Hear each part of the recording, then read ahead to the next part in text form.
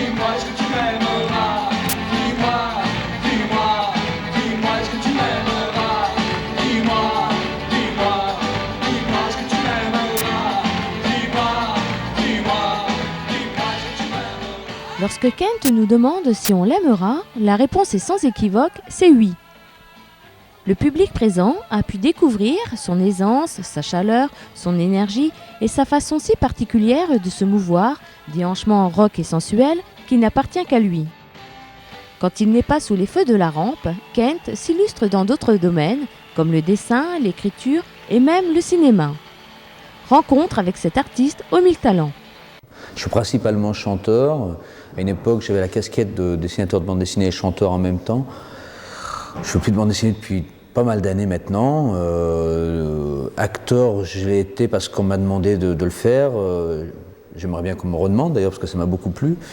Et quant au romancier, c'est quelque chose qui passe quand j'ai vraiment du temps, quand j'ai des grands breaks dans la chanson, quand je décide d'arrêter une tournée, que j'ai pas envie de rentrer en studio tout de suite.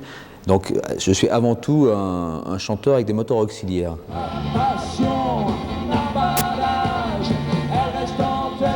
Qu'on déménage, elle a 15 ans, elle a 20 ans, 50 ans ou 100 ans, elle prend tout en temps, si tu lui en restes autant, à nos amours, oh oh oh, à nos amours, oh oh oh, à nos amours, oh oh oh, à nos amours.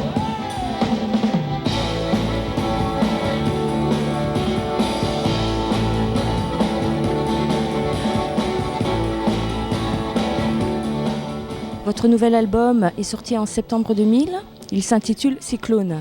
Pourquoi la vouloir rappeler comme ceci ? Je ne savais pas comment l'appeler et j'ai fait des séances photos, j'ai enregistré l'album à Los Angeles et New York et j'ai fait des séances photos à New York, notamment à Coney Island où il y a un parc d'attractions.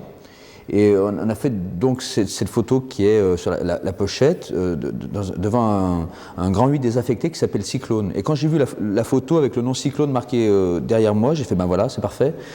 J'avais pas de nom d'album, ça va bien, ça me plaît bien. Il n'y a pas besoin d'en rajouter.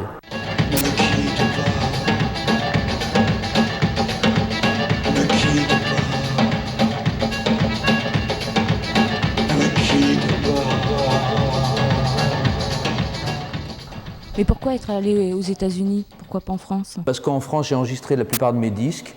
Je crois que quand on fait de la musique, il y a deux pays au monde où c'est intéressant d'aller travailler par curiosité, c'est l'Angleterre et les États-Unis.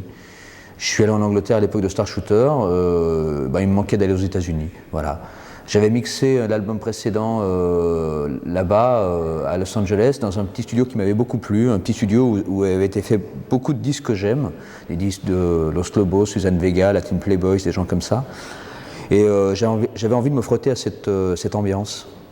Mais c'est fait, quoi. C'est pas du snobisme, c'est une opportunité, c'est tout.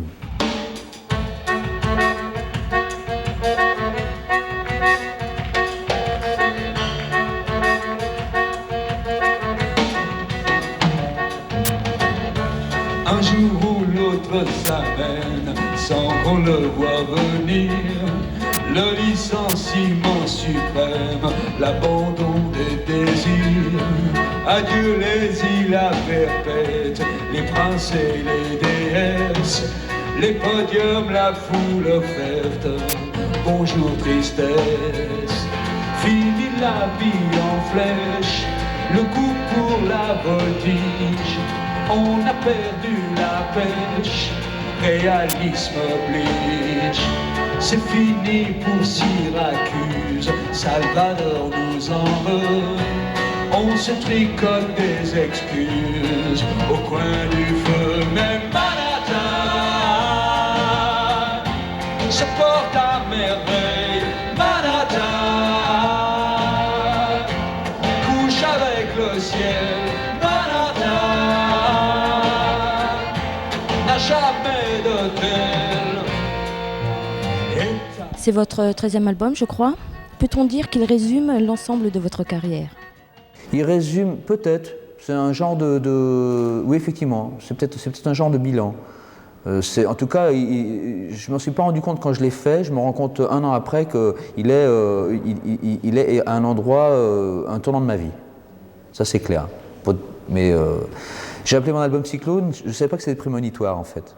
J'ai eu une année mais extrêmement bousculée au niveau professionnel, dans tous les sens. Et je suis obligé de repartir, enfin obligé. Oui, quelque part, les événements m'ont poussé à repartir avec un nouvel horizon et sur un nouveau pied. Et c'est bien, c'est très bien, ça tombe au bon moment.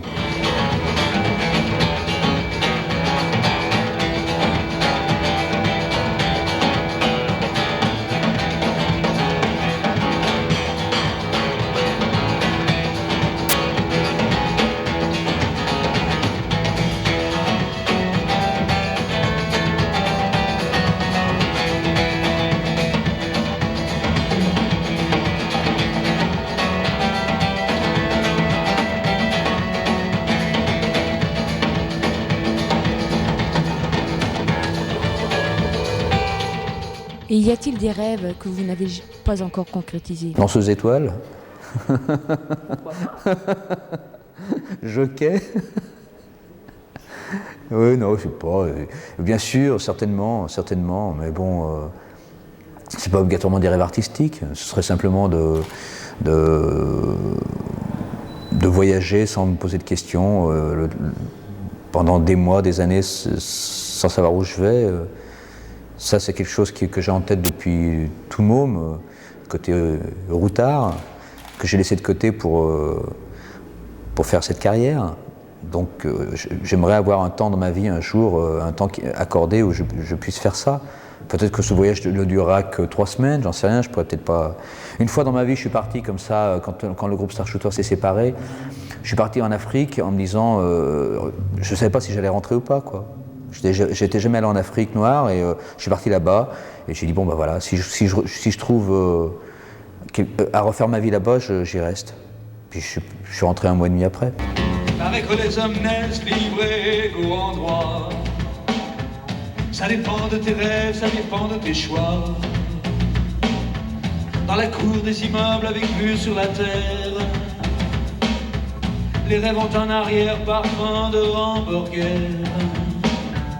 Alors dans ce contexte, être un parfait naïf, ça fait voir un paquebot quand on n'a qu'un esquif. Ça fait croire au loto, au partage des chances. Mais dès qu'on lève la tête, on sent une résistance. Vous êtes un amoureux du texte, ça s'entend et ça se confirme au travers de vos BD, livres et bien entendu disques. D'où vous vient cette passion pour l'écriture? J'en sais rien. Je sais pas, j'étais très mauvais élève en français, je suis devenu auteur de textes de chansons parce que dans le groupe Star Shooter j'étais le chanteur, donc les autres m'ont dit c'est toi qui chantes, c'est toi qui fais les textes, voilà. Et puis c'est venu avec le temps, quoi. Le jour où, enfin, quand on a commencé à me dire que mes textes étaient intéressants, je me suis mis à m'y intéresser. Et en m'intéressant à l'écriture de mes textes, je me suis intéressé à l'écriture tout court. Je ne dis pas que j'étais insensible à ça, mais ce n'était pas mon pôle d'attraction précis. Adolescent, j'appréciais déjà quelqu'un comme Gainsbourg, notamment, quoi. Mais j'appréciais aussi Nino Ferrer ou les Chaussettes Noires, donc c'était pas, je sais pas, je savais pas ce qui était bon ou mauvais. Mais après ça, j'ai un peu mieux vu ce qui était bon ou mauvais.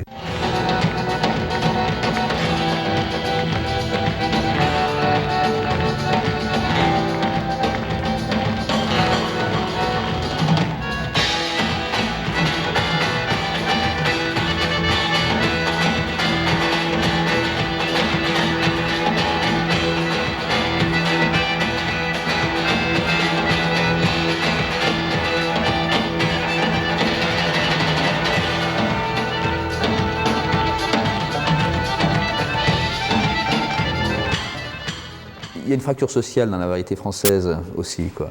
Il y a une chanson de vitrine et puis une chanson de création et de terrain, je pourrais dire.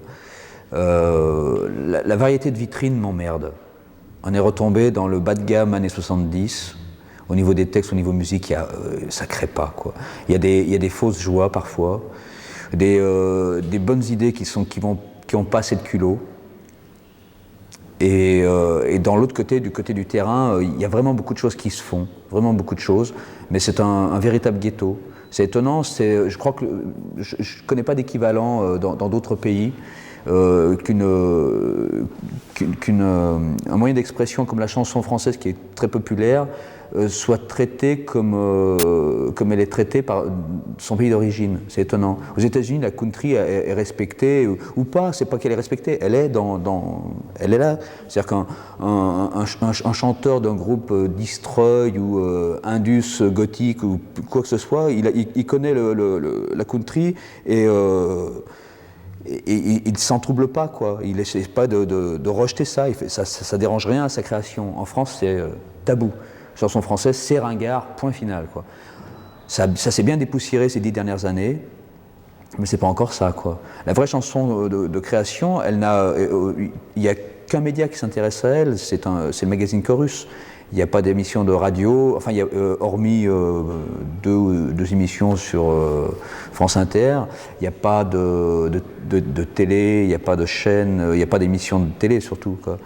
Tout le monde s'en branle, parce que soi-disant ça ne fait pas vendre. Mais c'est un truc idiot. Comment ça peut se vendre si on ne sait pas que ça existe? Capable d'attaquer les vendeurs d'opinion, mais capable surtout de trouver la sortie. Sans mode d'emploi vers une putain de vie. Idole exemplaire.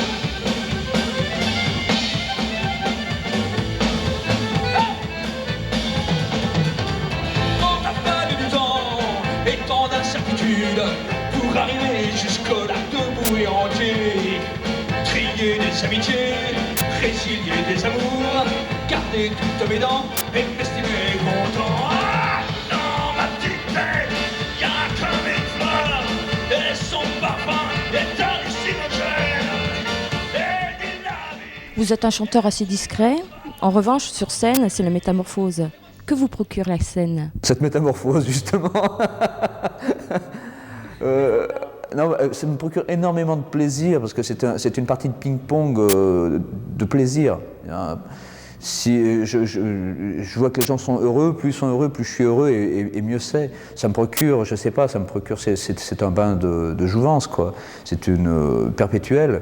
Mais c'est une drogue, la scène. C'est quelque chose d'étonnant. C'est une vraie drogue. Dans le sens où quand on est accro, on ne sait pas s'arrêter. Et à la différence des autres vraies drogues, les gens autour de vous, quand vous prenez une drogue dure, néfaste, on vous dit décroche. Et quand tu fais de la scène, on fait continue. Le courage d'être plus ou moins vieux, sans oublier les raisons de faire de son mieux. Une époque, un instant, et le même sentiment se partage en murmure, se déchire en mourant. Même la couleur des gens, c'est bien moins important que tous les continents, que la couleur du temps. Le temps racole les petits mots. Au fil du temps, ça donne des petits hommes au décor. Tous les mômes veulent devenir des hommes, grands comme le plafond du planétarium. Avoir une fusée, mettre la gomme, tuer les dragons du pandémonium. Tous les mômes ont une belle idée des hommes, ils n'ont pas besoin de curriculum. Pas besoin non plus de faire un référendum. Chacun de nous pourrait être son homme. Monter en avion, un vol de face à l'abandon. Quand l'âme change d'impression, à quoi rêvons-nous? À quoi rêvons-nous quand nous ne dormons pas? la vérité qui nous colle, celle qu'on ne montre pas. À quoi rêvons-nous quand nous ne rêvons pas à cette personne idéale qui marcherait dans nos pas?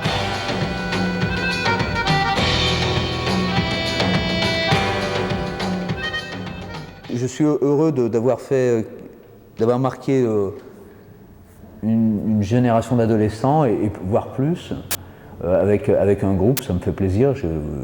Avec le temps, ça me fait plaisir.